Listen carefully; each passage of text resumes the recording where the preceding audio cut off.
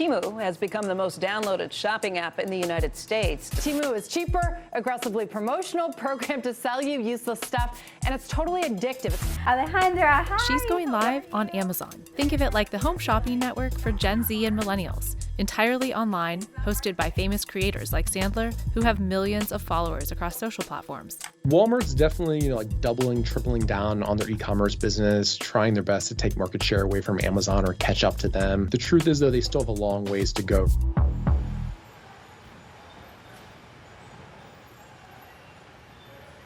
It's February 12th, 2023, the Super Bowl, Philadelphia Eagles versus Kansas City Chiefs, and a record-setting 200 million people are watching this moment. Wait, no, that's too far. Rewind. Download the Temu app and shop like a billionaire. Right there, pause it. Wait, what is Temu? Okay, let's backtrack. It's February 12th, 2023, the Super Bowl, and Temu, a shopping app that launched just 5 months ago, makes its TV debut on one of the biggest advertising nights of the year, promising bargain basement prices and the opportunity to shop like a billionaire, with not one, but 2 commercial spots, totaling $14 million. The Super Bowl ad catapulted the up-and-coming shopping app into the mainstream, with app downloads jumping 45% and daily active users up 20% just 1 day later. By the end of the first quarter, Temu had racked up 19 million downloads in 2023.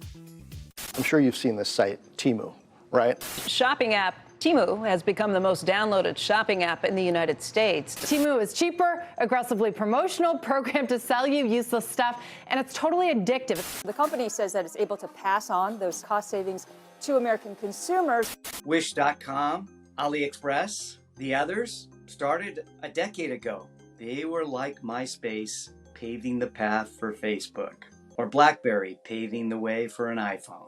But where did Temu come from? And how does it make money selling dirt cheap products? And how did a relatively new shopping platform end up at the center of a political firestorm targeting Chinese e-commerce?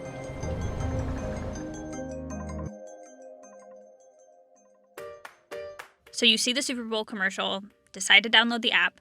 You'll probably be met with something like this. Spinning wheels, countdown clocks, $100 coupons, 25% off, 50% off, under 99 cents. Act now, hurry, fast. And even without those discounts, you start noticing things are cheap, like really cheap.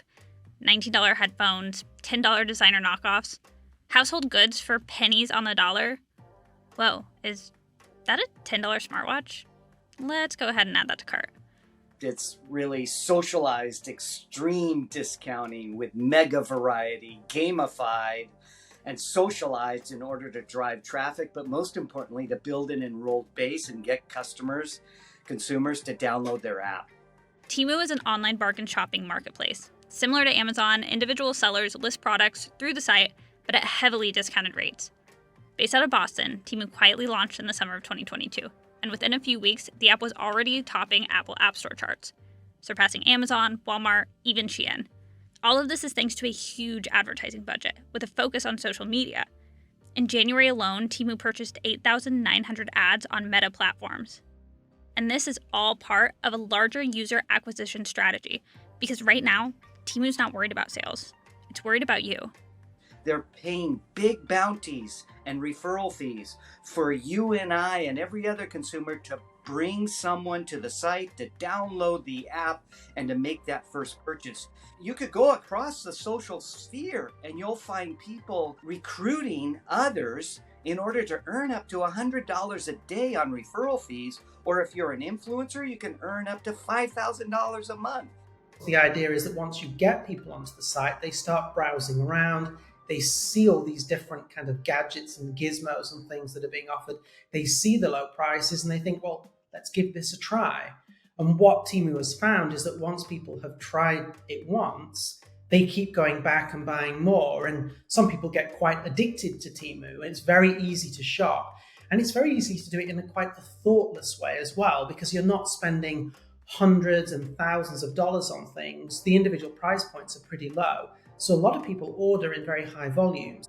Based on some estimates, Temu is projected to spend $1.4 billion on North American advertising in 2023 alone, hoping to grow its user base by an estimated 100 million people. The value of a monetizable daily active user, we call it MADU in the industry, is worth somewhere between $236 and $726 per active user per year in top line revenue. And they're acquiring these customers at a fraction of the cost of what Amazon or anybody else had to pay in order to get them. So again, that begs the question, where did Temu come from? And how did it get all this money? Well, if you haven't heard of Temu, you've probably heard of its parent company. Chinese e-commerce company Pinduoduo going public at the NASDAQ this morning. Pinduoduo, one of China's big three e-commerce sites with a market cap of more than $100 billion. Temu is the retailer's first major push into the overseas market, where its competitors JD.com and Alibaba already have a footprint. Pinduoduo utilized its already established strategy and logistics network to get Temu off the ground quickly, meaning that though Temu is based in the US, its products are actually coming from distributors in China. They have a supply chain advantage that was built out of their success of Pinduoduo in China that started out representing rural farmers and producers and agricultural providers and built that out to every small merchant in China. And now they've extended that to North America. China is really the linchpin in Temu's strategy. A lot of the products that are sold on Temu are manufactured in China. They're shipped directly from China to the US. So those labor costs compared to manufacturing in the US and elsewhere are really low. So Temu is able to keep those prices very, very low for customers as a result. So that $10 smartwatch is likely coming from a factory somewhere in China. And just like other Chinese bargain e-commerce sites, that allows Temu to sell items at extremely low prices. What Temu sells is very generic stuff. It's not well-known brands. So that again keeps prices very, very low because you're not paying for the brand names. But the same reputational risks plaguing other Chinese retailers like Shein could find their way to Temu. And as far as Temu's concerned, its problems just went federal. So you downloaded the app, spun the wheel, dug through discounts, ordered your $10 smartwatch, and now you wait for your watch to come from a factory in China. But there's a couple of hiccups. Not all Chinese manufacturers can sell goods in the US. There's actually a genocide being propagated against the Uyghur people in a place called Xinjiang province in the northwest corner of China. 23 million Uyghur people are having their cultural identity erased. Upwards of 2 million are in concentration camps. As a consequence of this, we passed something called the Uyghur Forced Labor Prevention Act, because one of the things that's happening along with the genocide is that hundreds of thousands of Uyghurs are being pressed into labor in factories making all sorts of goods. There are countless goods coming into the United States in violation of the law. In a recently released report, the U.S. House of Representatives found instances of items on Temu's website being sold or made with materials from the Xinjiang region of China, in direct violation of U.S. import laws. Our American companies and others who are actually abiding by the law are making sure that their goods are not sourced from Xinjiang, are now put at a real competitive disadvantage relative to those fast fashion companies that are not following the law. Most online e-commerce retailers and marketplaces have policies in effect that directly forbid the sale of products from the Xinjiang region. But the U.S. government found Temu only had vague boilerplate language, not directly mentioning Xinjiang. When pressed on it, Temu's defense was, Temu's not the importer of record, meaning they're a marketplace. They don't make the products, they just sell them. Yeah, that's not going to work. I mean, they have 80,000 vendors and they're basically pointing the finger at them, saying that it's up to them to police this situation, but that's not going to fly. And it goes beyond that. Remember those ultra cheap prices? Those help Temu take advantage of something called de minimis shipping, which the government is also pretty skeptical of. Under our Customs and Border Patrol law, where goods under $800 that are shipped directly from China to residential homes escape all tariffs and duties, and they don't really have a lot of information about their place of origin. So they are also able to potentially skirt the laws that prohibit goods coming from Xinjiang. To put it into perspective, other companies like H&M and Gap spent hundreds of millions of dollars on import duties at U.S. borders in 2022. Temu and Shein paid nothing. Combined, they accounted for anywhere from 30 to 50% of all de minimis shipments into the US. That's an estimated 600,000 packages every day, skirting customs, not paying import duties, and flying under the radar. CBP is already under a lot of stress with regard to inspecting the packages that are $800 and above. And so then when you have this explosion of packages under $800, along with the fact that they don't have the data that would otherwise be required to do a targeted inspection regime, you basically make it almost impossible for the CBP to do its job. This also puts other companies at a distinct disadvantage. When you don't have those tariffs or duties in place, those goods end up looking a lot cheaper than other goods. And so not only are taxpayers losing the duties, but also American companies and others who are doing the right thing potentially are losing business. Not only do companies like Temu and Shein take advantage of this rule, but it's directly tied to the rapid success of these types of companies. If the de minimis rule was changed, it would throw a major wrench in Temu's operations. That would be very disruptive to Temu, because what it would mean is that parcels would either have to come into the US and go through full customs processes, which would cost slightly more, and more importantly, would take a lot longer to get to the end user, or they'd have to build out some warehouse capacity in the US, because that comes with a cost attached, and it starts to undermine some of that low-cost model, which is really important for those low prices. It's not just the federal government that's concerned about Temu. Some states have taken action over the app itself, citing cybersecurity concerns. Earlier this year, Montana banned the app from government devices, along with TikTok, WeChat, and Telegram. In a statement, Montana Governor Greg Gianforte said Temu, along with several other apps, are tied to, quote, foreign adversaries, and cited the fact that Temu's parent company, Pinduoduo, is headquartered in Shanghai, China. And those fears are not unfounded. Pinduoduo came under increased scrutiny this year when it was pulled off the Google Play Store in March after versions of the app were found to contain malware. According to a report from the US government, that malware was used to exploit vulnerabilities on Android phones, accessing users' text messages, changing settings, viewing data from other apps, and even blocking users from deleting the app altogether. So that begs a question. What is Temu doing with your data?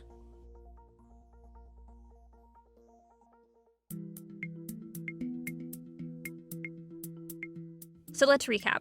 You downloaded the app, scrolled through hundreds of listings, decided to take a chance on a $10 smartwatch. It is then made by a Temu supplier and sent to a Temu warehouse in China. The warehouse then ships the watch from China to the US, paying a grand total of $0 at customs. It is then shipped via the US Postal Service to its destination, and all of this happens in just about a week. So yes, we did in fact buy a $10 smartwatch from Temu. It took about a week for it to ship from China to us here in New Jersey. And yes, it really did only cost just around $10. First impressions of the box, it does look and feel kind of like an Apple box. And we know from the ads we saw of the original watch that that was the look and feel that this company was trying to replicate. But the watch face does look very similar to other smartwatches on the market. The ring on the side and the buttons are almost identical to that you would find on an Apple Watch. The watch straps are also rubber, very similar to Apple Watches. The only major visible difference is the charging port. While it does have a circular charging port, it does require a 2-prong charger, and the charger itself was very cheaply made. The watch also did turn on right away. The apps also looked nearly identical. The honeycomb effect is very similar to the current operating system on Apple Watches. Overall, the watch seemed to emulate an Apple Watch almost to a T. Even the icons for some of the apps internally were almost identical. Overall, it's a pretty good dupe. If I was in the market for a smartwatch and didn't care about quality, I probably would just get this. To most people on the street, it just looks like an Apple Watch. Every app needs a killer application, right? The killer app here is these mega variety, steep discounts. That's what brings them in. But they've married product sales with social. And they're starting by leveraging the existing social network in North America, but they'll create their own social network when they release team payments like they did with Pinduoduo in China. Team payments is the viral catalyst for ignition to growing this to 1 billion users beyond China. Remember earlier when we said Temu's not worried about sales, it's worried about you? Marketing and e-commerce experts say it's no mistake Temu is spending so much money to aggregate a user base. Many suspect Temu is gearing up to launch social shopping here in the US, a wildly successful shopping model Pinduoduo uses in China.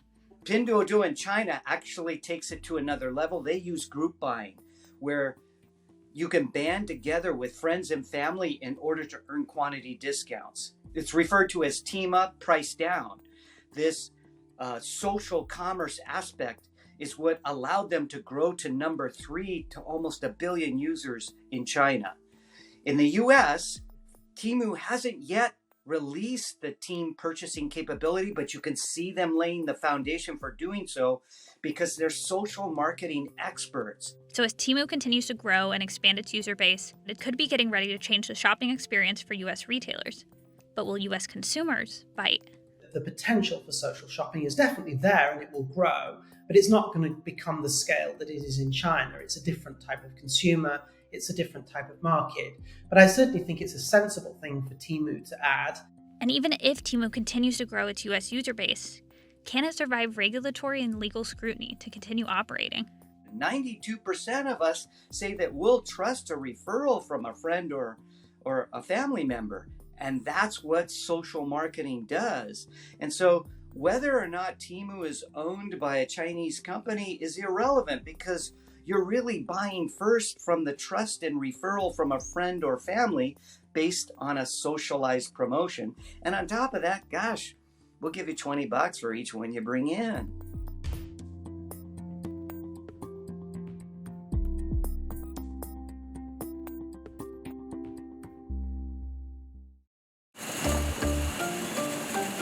The boxes flying down the line at this 2.3 million square foot distribution center are sorted, scanned and labeled, then loaded into trucks destined for the shelves of the country's biggest retailer.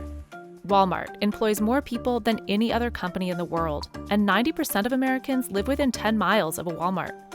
Yet when it comes to e-commerce, Amazon is the clear leader, with 39.5% of the market share compared to Walmart's 7%. And with the global pandemic helping shift shoppers' behavior for good, dominance in online shopping is now paramount. Last year, people spent more on Amazon than at Walmart for the first time. Now, Walmart's got a new playbook and new leadership as it races to catch up. We have 4,700 locations across the US, and if the store acts like a fulfillment center, we can send those items the shortest distance in the fastest time. Over the past few years, Walmart's built more than 30 warehouses like this, some with robots and people, entirely dedicated to fulfilling online orders. Workers at stores are also picking and packing online orders as Walmart turns dozens of stores into micro-fulfillment centers. It's added membership program Walmart Plus to compete with Prime, invested heavily in local delivery programs in homes and with drones, and started packing and shipping orders for third-party sellers as it works to entice them to Walmart.com. I'd say assortment is the linchpin to this plan, and then sellers are a means to get to assortment. They're looking at Amazon's market share saying, how can we grow this market share? We need more sellers. We need more selection. Customers trust us for food consumables, they trust us for general merchandise, but they're looking for every item that they could think of. We want to make sure that we're able to do that for them. CNBC went to Walmart headquarters in Bentonville, Arkansas for the first ever public interview with Walmart's new head of e-commerce, Tom Ward, to find out the truth behind his big plans for catching Amazon online.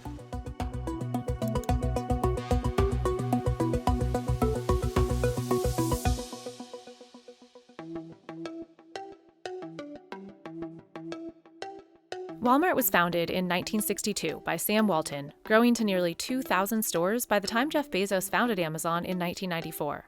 Despite its in-store dominance, Walmart was notoriously slow to the e-commerce game, not launching its third-party marketplace until 2009. It didn't make real headway until 2016, when Walmart bought discount online retailer Jet.com for $3.3 billion, tapping founder Mark Lowry to lead e-commerce, where he stayed until last year.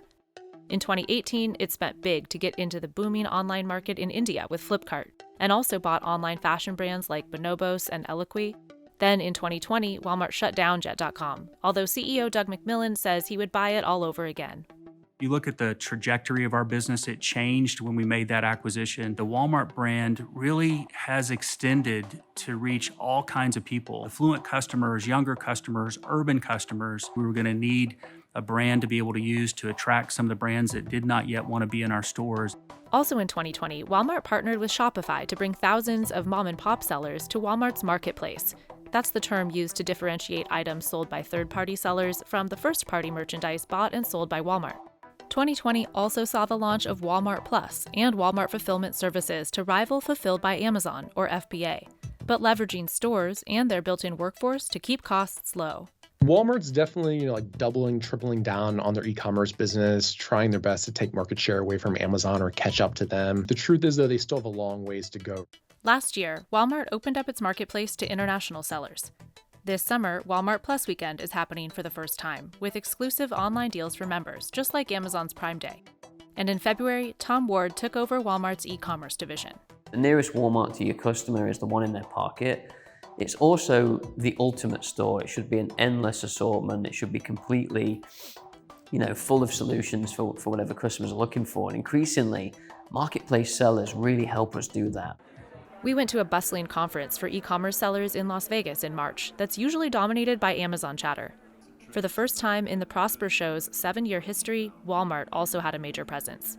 Because they're smart and they know that this show is where the sellers are, and they want to get a lot of more brands on the Walmart.com channel. It's the only other platform that it could really be competition to Amazon. Michael Lebar started selling on Walmart 7 years ago when he was just a sophomore in high school. At first, my mom was not happy because my whole room was just a bunch of USPS boxes. Now, Lebar says Walmart.com is his primary platform for his Spawn Fitness brand, which he says did about $3.5 million of sales on Walmart.com last year, compared to under $500,000 on Amazon. On Walmart, our profit margins too are so good. And people are always like, oh, Walmart's price competitive, which you're right. Sometimes you're not able to charge as much, but on Amazon, you're spending so much more on advertising. You don't even realize you're down so much because of that. The cost of advertising on Amazon has increased, but people are always going to do it because more than ever before, it seems, if you're not advertising on Amazon, you're not going to get seen. As the leader, Amazon can charge sellers more for ads, seller account support, and fulfillment services. Jeray Buckley Cox used to work at Amazon and now helps lead Walmart Fulfillment Services, which launched in 2020. WFS hasn't yet raised prices, and unlike FBA, offers seller support for free. Year over year, Walmart Fulfillment Services grew 500% in GMV. We add sellers every day. Our competitive advantage and what's drawing sellers into the program is the fact that they believe this is a marketplace that is built for them.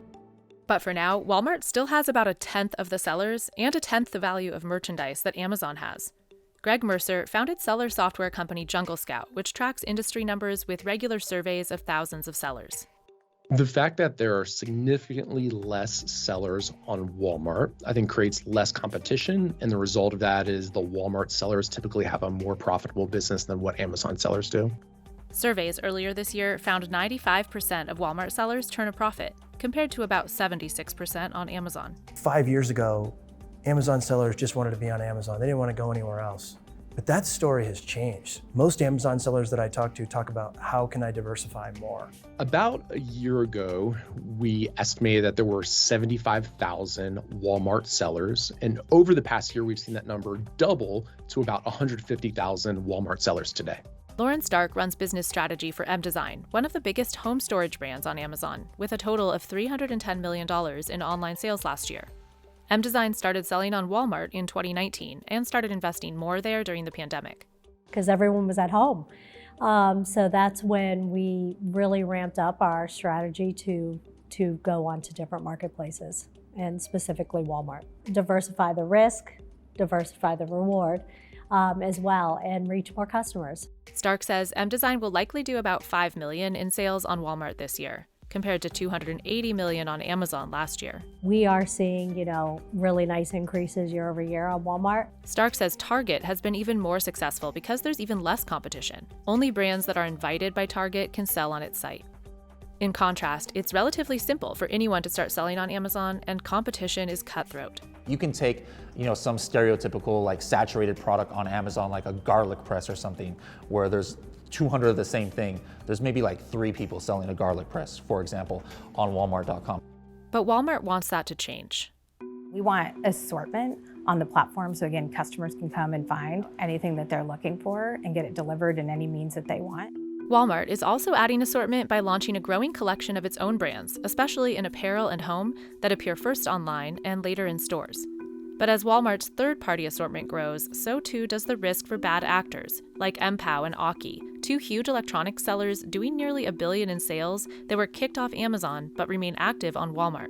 They kicked them off for buying reviews. And I was sad to see that Walmart allowed MPOW and Aukey to now sell on the .com platform. So as positive as I am with Walmart, I'm a little bit disappointed that they allowed those two brands with their practices, which according to the FTC is illegal to do. You can't buy reviews. Walmart says it looked into the allegations and didn't find the same behavior from MPOW and Aukey on its site. As it works to boost selection, Walmart also opened its marketplace up to international sellers last year. We know that Amazon had a big crackdown last summer on fake reviews. I think it primarily impacted Chinese sellers the most. That combined with Walmart allowing international sellers, we saw like a huge uptick in the percent of Chinese sellers on Walmart. Still, sellers say Walmart remains more stringent than Amazon when it comes to approving new sellers. We're really proud of the track record of having high standards for sellers to get vetted before they get on the program, and we're going to continue that. Another big way Walmart is enticing sellers, which Amazon can't match, is the opportunity to get products onto thousands of brick-and-mortar shelves. Because each store has to get so many cases in stock. I mean, it's like game over. If you're just like a private label seller, to be able to have your product in Walmart stores is like a holy grail. Our product was like at one point the #1 in the category on Walmart.com. So we got an email from a Walmart buyer being like, would you be interested in more talks? This year, for the first time, Walmart.com sellers were given first exclusive access to a program called Open Call, where sellers pitch their products for space on Walmart store shelves. Some 2,000 sellers applied. We've got a real mission to increase assortment. So it just made sense that when sellers are bringing high quality assortment, we want to make that available to our customers in our stores or online. Walmart's huge number of stores also makes it the undisputed king in grocery. Amazon bought Whole Foods in 2017 and is trying to disrupt the space by making 2 of them entirely cashierless. But Amazon.com and Whole Foods each accounted for less than 1.5% of the grocery market, compared to Walmart's 18%.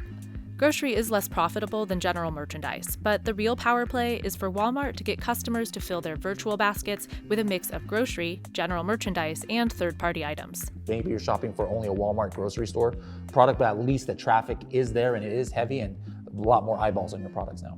Despite big upward trends during the pandemic, both Walmart and Amazon shares fell sharply after Q1 earnings were reported, as supply chain issues and increasing costs cut into profits. But Walmart's long-standing reputation as a leader in low prices brings an advantage right now as customers look for deals with inflation at a new 40-year high.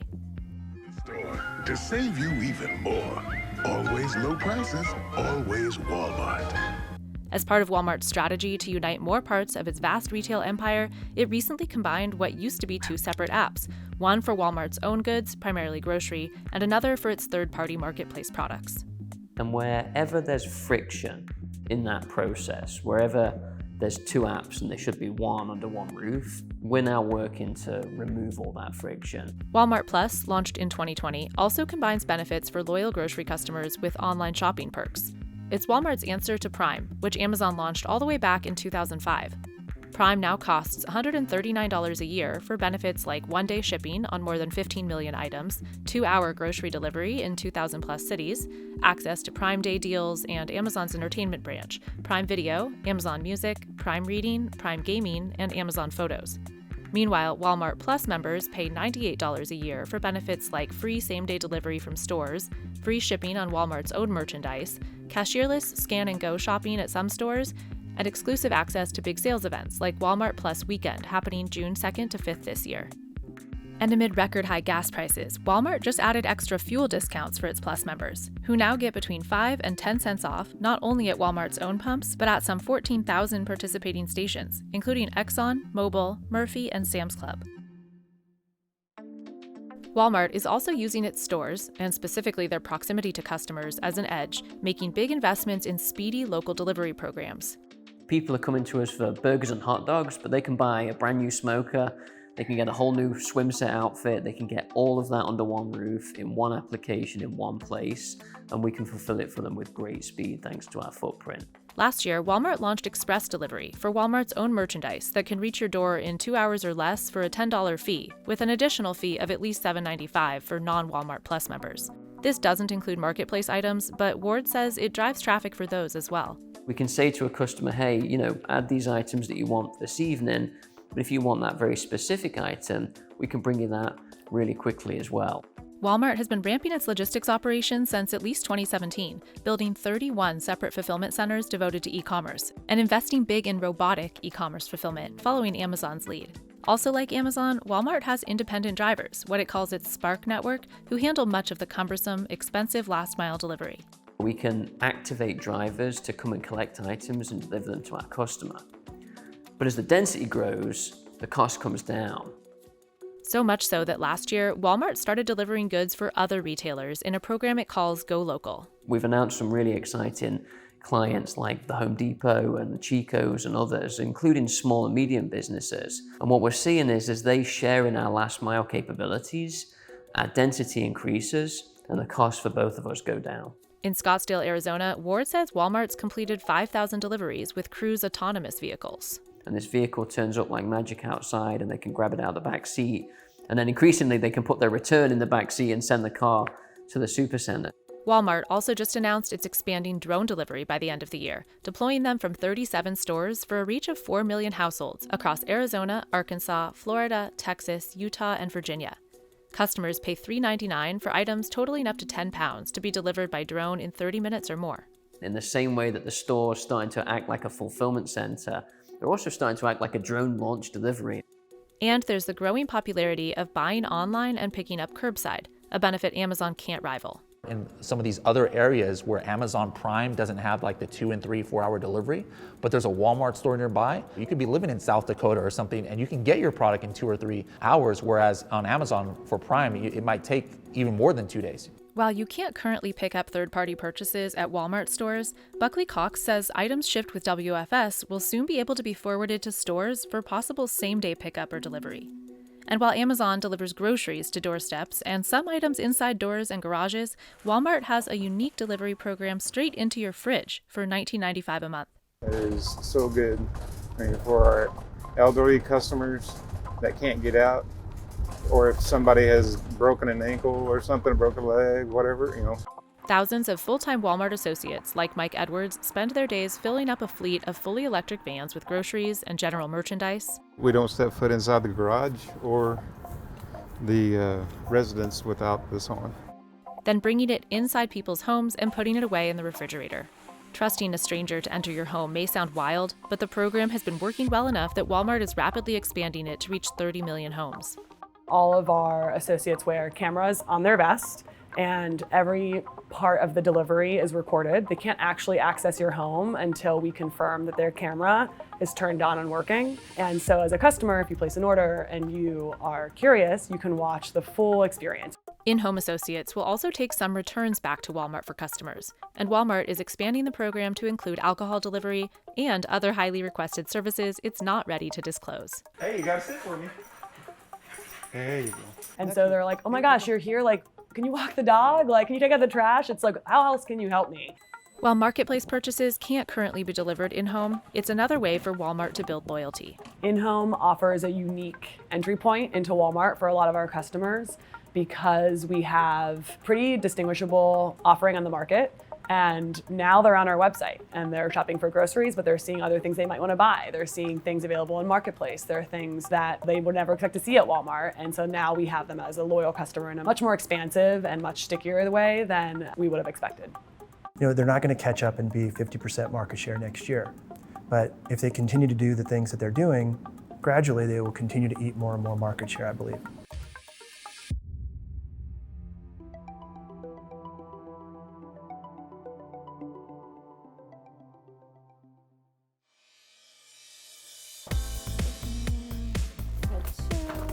Miriam Sandler and her husband Mark aren't cleaning up their kids' playroom. 21 products. 21 products. Or setting up for a segment on QVC. Tap to join me live. Instead of TV, she's going live You're all set. One. on Amazon. Hi everyone, welcome back. I'm so excited to be live with you. I'm Miriam Sandler and I'm the face behind Mother Could. Think of it like the home shopping network for Gen Z and millennials. Entirely online, hosted by famous creators like Sandler, who have millions of followers across social platforms. Hi from Ohio, hi from San Diego, hello from Honduras, hello, hello. Alejandra, hi, how are you? We know that the vast majority of Gen Z consumers say that they now use social media as their first stop for shopping inspiration because they have built trust and they've grown up feeling authentic relationships with these people online. Amazon, TikTok, Instagram, YouTube, Shopify, they're all getting in on the game. It's a way to differentiate a product from the millions of others in oversaturated online marketplaces. One of my favorite cleaning products is a spin brush. They want somebody demonstrating it. They really want somebody showing the product, how it works, and showing its efficacy. And it's also entertainment. But the US is lagging way behind China, where 74% of consumers say they bought products through a shoppable live stream in 2022. In the US, 78% say they've never even watched one. In China, we're seeing 200 with a B, 200 billion plus in sales. How do we mimic that in the US? And I think we're probably in the the mid hundreds of millions. It looks really cute. We go behind the scenes with creators to find out what it's like to sell via live stream and what it'll take for the emerging model to become a mainstream way that US consumers shop. Very cool.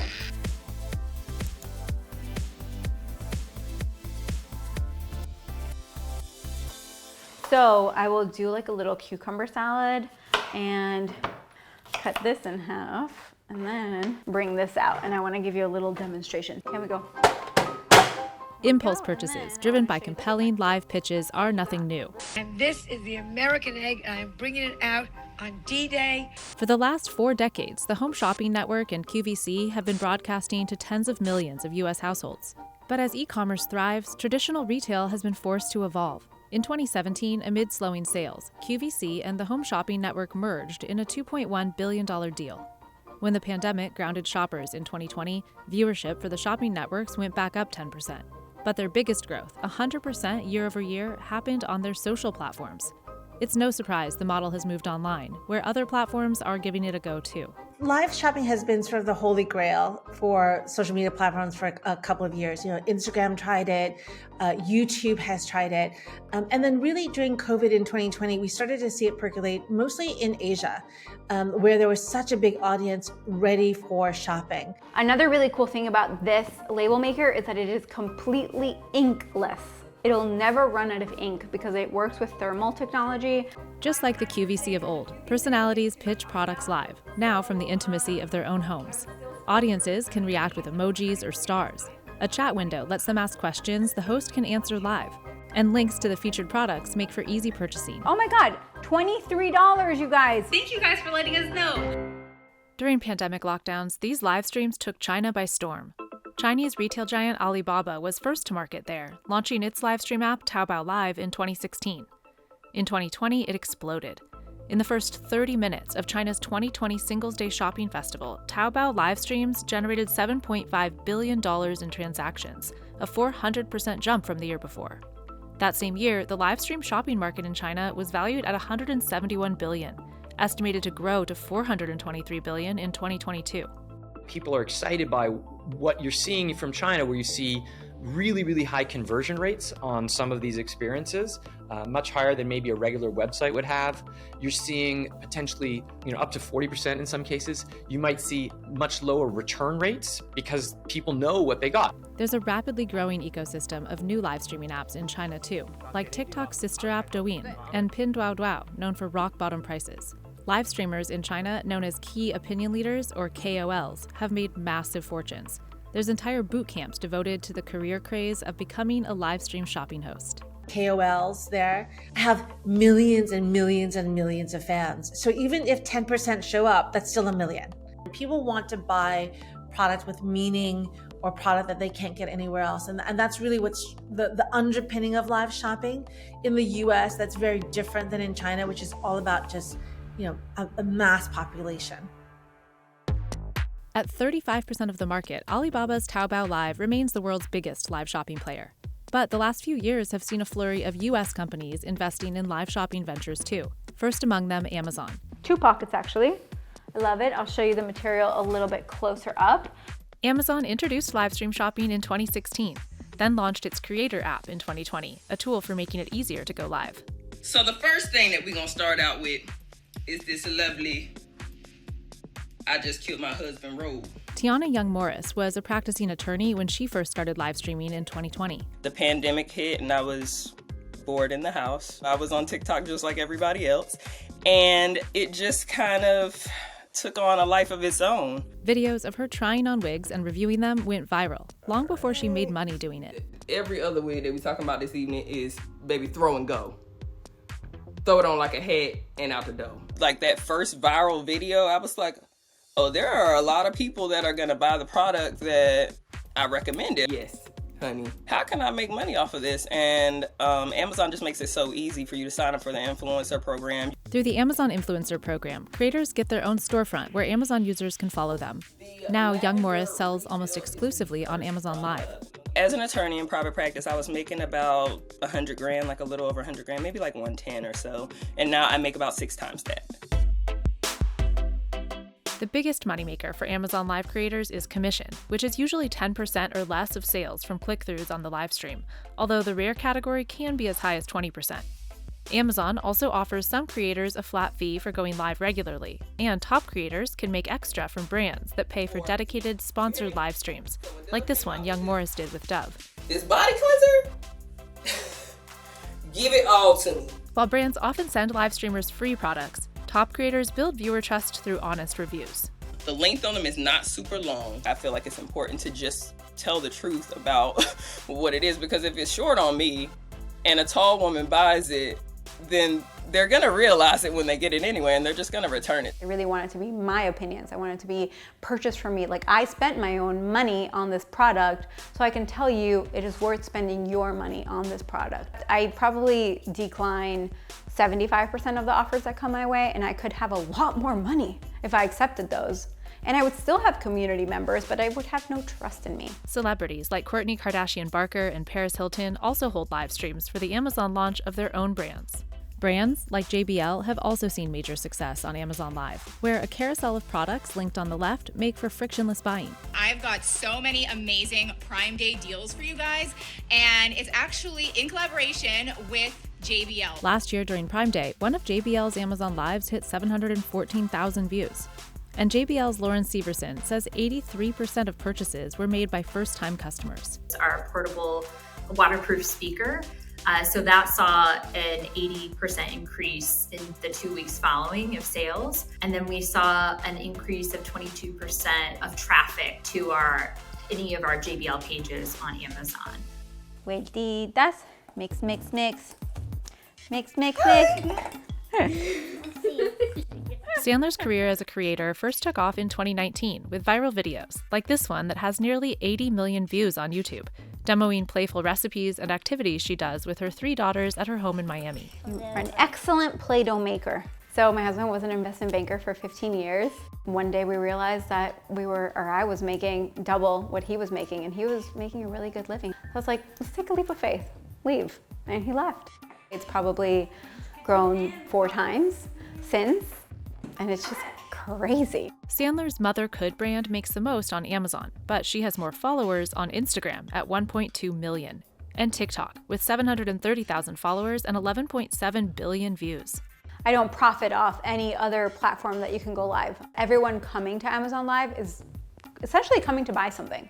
They're there for that. I feel like if you are live on Instagram, live on TikTok, live on Facebook, they're there to see what's going on. Amazon Live is the most complete end-to-end platform. We could say it's in the BYOA category, bring your own audience.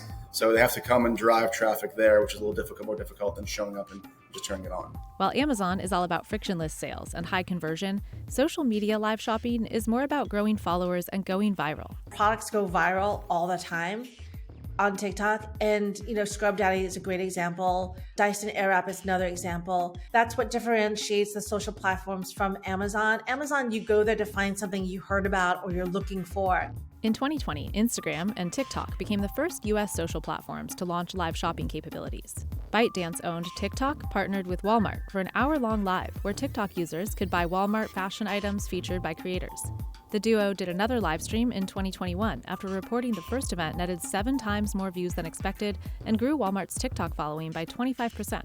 I think TikTok is going to be able to leapfrog everyone else is because they have so many users now. They have 1 billion active monthly users, and every time you use the platform, it's learning your behavior, learning your interests, and serving you what it thinks you like. But right now in the US, shoppers on TikTok have to navigate away from the app to make a purchase, eliminating a big potential revenue stream. So in the fall, TikTok started US testing of a new function called TikTok Shop. It allows users to buy directly in the app. And although it's invitation only for creators and merchants in the US right now, it has already launched in Southeast Asia and the UK. Now Shopify and YouTube have teamed up on live shopping efforts too. Announced in July, the partnership expands live shopping capabilities so viewers can click and buy without leaving YouTube. It's not just like, here's yet another thing that's distracting our youth with video selling, but actually, here is a new way that business is evolving and adapting to how the world is going to look in the future. Business owners like Cassie Ho can go live on YouTube and elsewhere to promote their own products. Ho first went viral with this Pilates workout video under her screen name Blogilates 13 years ago. Viewers asked her to sell merch featuring her screen name. And I was like, what? You want stuff with my screen name on it? And so I was like, okay. So then I remember buying like these shirts from Forever 21 and like screen printing Blogilates on it and put it up on Facebook. And then it sold out within minutes. Shortly after, Ho launched an activewear brand called PopFlex and started posting design process TikToks that get millions of views. 37 weeks ago, I attempted to make the perfect legging. She tries on PopFlex clothes live on Instagram, which she says leads to far more sales than TikTok. Right now, across all my social platforms, we have about 15 million followers and subscribers everywhere. And on YouTube, over 2 billion views. And then in terms of sales, PopFlex on its own is an 8-figure business, and then Blogilates on its own is an 8-figure business. Ho said she had her best sales hour of the year before Black Friday during an hour-long YouTube live shopping event. Sweatpants, they are happening tonight. It is happening. You need to go get them because I don't think they'll be lasting long. There's also a handful of startups developing new US platforms devoted entirely to live shopping. There's Network that focuses on sneakers and collectibles, Supergreat and Trendio for beauty products, and the biggest among them is TalkShop Live. TalkShop Live. TalkShop Live, TalkShop Live. Where Walmart held 150 live shopping events in 2022, and celebrities like Dolly Parton, Tim Tebow, and Jamie Foxx have gone live. And TikTok is reportedly in negotiations with TalkShop Live about outsourcing its live shopping efforts to the US-based startup. TikTok currently faces bans in several states due to concerns it could hand user data over to China. I have a feeling that before it gets banned, it'll probably sell or do other things to placate, authorities. But I don't think that it's going away anytime soon. And it really is the backbone of pop culture right now because it is the chosen platform of Gen Z. Despite trending hashtags like TikTok made me buy it, one survey found US shoppers are hesitant to pay for products directly on social sites. In turn, retailers miss out on the click-through and conversion data that's owned by the social sites. It's a big barrier to success for the business model, and one that's not an issue for Amazon Live or Alibaba's Taobao Live in China. As e-commerce platforms and not social networks, they keep buyers on site all the way through the sale. Amazon continues to grow its livestream efforts, launching Amazon Live in India last September. Meta, on the other hand, is scaling back its focus on shopping. It halted live shopping on Facebook in October and removed the Shop tab from Instagram's navigation bar this month. So we're bringing Create down to the bottom, front and center, and we're removing the Shops tab. And in China, the government is enforcing greater supervision over private industries, including livestream shopping. Some of its biggest live shopping superstars have been hit with massive fines or taken sudden unannounced breaks. Okay, so yeah, this is the tablet and this is the case. In the US, it remains to be seen whether live stream shopping is just a fad that took off while consumers were stuck at home during the pandemic, or if Amazon Live and social platforms have created a big enough draw for it to stick around for good. One thing I've learned about merchants, they're incredibly resilient entrepreneurs, and when they find something that works, it spreads. So yeah, let's hope that this is the year that we see that real explosion in live selling. Thank you so much. Have a great day.